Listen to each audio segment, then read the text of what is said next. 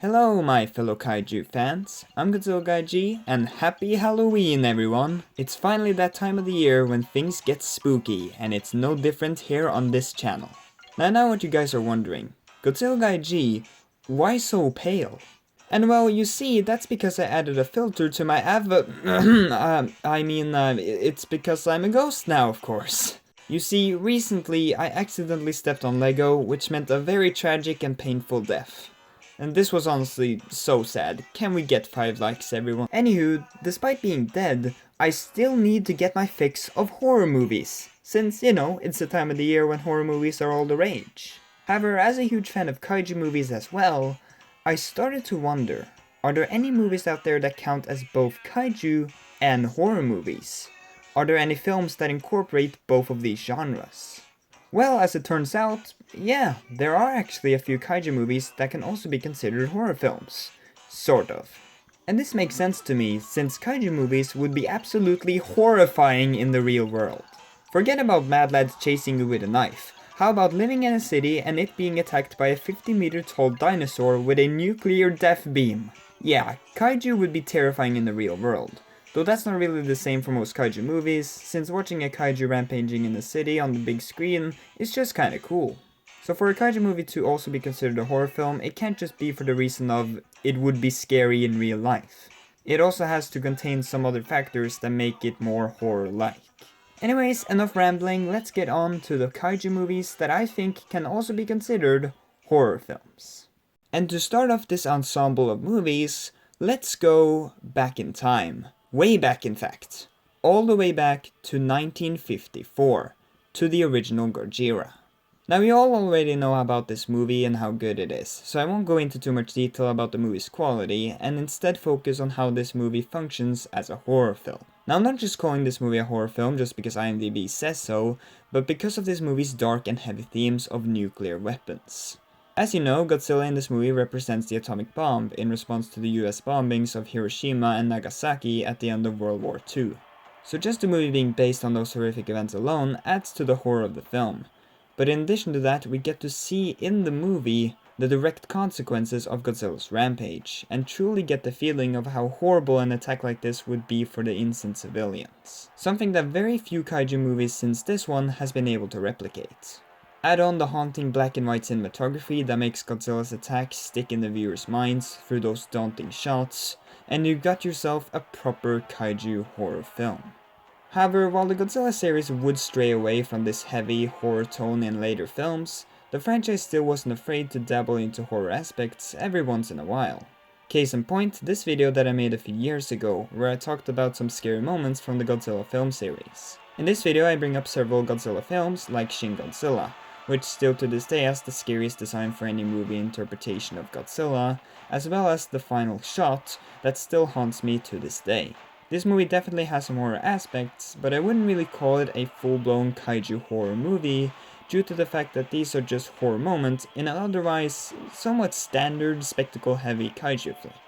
This also applies to the other movies I mentioned in that video. The alien-looking creatures eating people in dark places in Godzilla vs. Destoroyah and Godzilla vs. Megaguirus, the halo jump from Godzilla 2014, and Hedorah dissolving people down to skeletons in Godzilla vs. Hedorah. These are all scenes with a horror aspect to them, however the rest of the movies don't really keep up this horror feeling, and therefore I'm not counting them in this video, but I still wanted to at least mention them due to these scenes. So the King of the Monsters has his fair share of horror moments, and is arguably the one to have started this small genre mix of films. However, let's move away from the big G and talk about some other kaiju films that incorporate the horror genre. Movies like 1955's Tarantula, a movie that features a giant tarantula. Shocking, I know. This film has the same feel to it as a lot of monster horror flicks from the time, like the Universal monster movies for instance. Where this movie differs, however, is with having a giant house-towering spider as its monster. The movie features several nighttime scenes of the tarantula attacking both people and animals in a very horror movie-like way, and therefore I very much consider it a kaiju horror film. As for the movie itself, it's fine but nothing spectacular. However, it is very interesting the method they use to bring the giant spider to life. Instead of suitmation, stop motion, or puppeteering, or really any other forms of bringing kaiju to life, The movie instead uses an effect where it has a real-life tarantula superimposed into the frame to make it look ginormous in comparison to everything around it. And it honestly looks pretty believable, and it's super impressive that they were able to pull off such an effect all the way back in the 1950s. Aside from that cool thing though, the movie's just kinda alright. And speaking of movies that are just kind of alright, The Blob from 1958.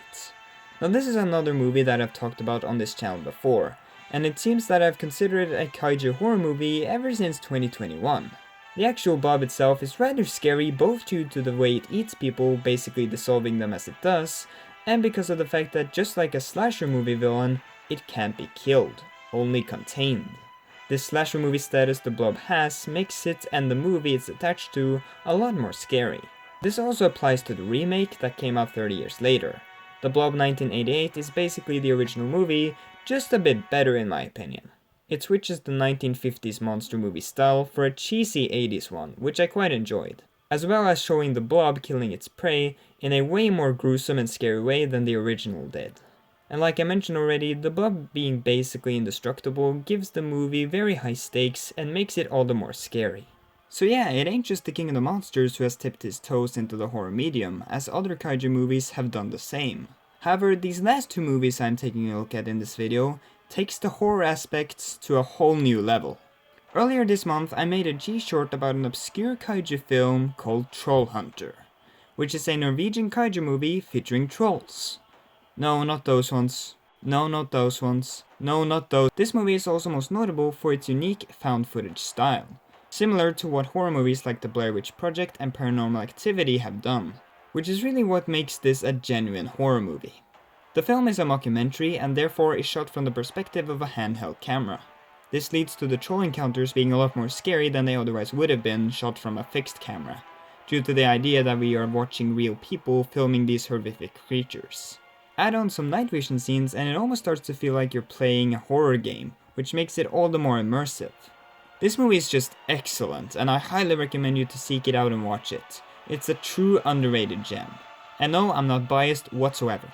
However, while this movie excels with the found footage style, what if I told you that it isn't the first kaiju movie to have used this filming technique? That's right, because 2 years earlier, in 2008, a little movie called Cloverfield was released. Now aside from the Godzilla movies, this is probably the most famous kaiju movie in this video, and for good reason. While Troll Hunter's found footage style made it feel like a horror game, with going around in the woods at night hiding from the monsters, Cloverfield goes for a very different feel, since it's not set out in the desolate woods, but instead smack down in the center of New York City.